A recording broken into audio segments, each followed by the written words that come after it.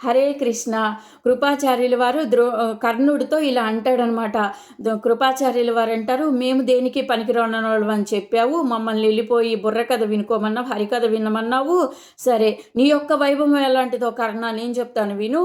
నువ్వు ద్రౌపది స్వయంవరంలో మత్స్యేంద్రియాన్ని ఛేదించలేక అర్జునుడి చేతిలో ఓడిపోయి వచ్చావు. తర్వాత ఘోషయాత్రలో గాంధర్వుడైన చిత్రరథుడి చేతిలో యుద్ధంలో ఓడిపోయి పారిపోయి వచ్చావు దుర్యోధనుడిని వదిలేసి.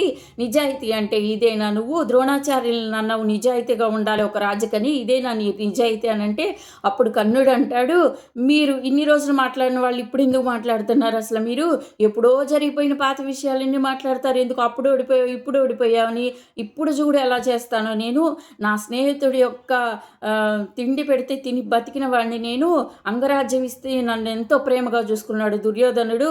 నేను రుణం తీర్చుకునే సమయం వస్తే ఖచ్చితంగా నేను రుణం తీర్చుకుంటాను. ఇప్పుడు చూడు నేనేం చేస్తానో, అర్జునుడిని చిత్తుగా ఓడించి అర్జునుడి శరీరంలో బాణాలు దించుతాను నేనని చెప్తాడు. చెప్పగానే కృపాచార్యుల వారు అంటారు, నువ్వు అర్జునుడిని ఓడిస్తావు.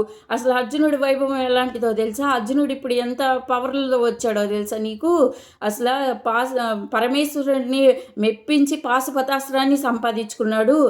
స్వర్గానికి వెళ్ళి ఇంద్రలోకంలో ఇంద్రుడిని మెప్పు పొందాడు. తర్వాత 3 కోట్ల మంది నివాత కవచులను చంపి ఇంద్రుడి యొక్క కిరీటాన్ని సంపాదించుకున్నాడు. అంత గొప్పవాడు అర్జునుడు.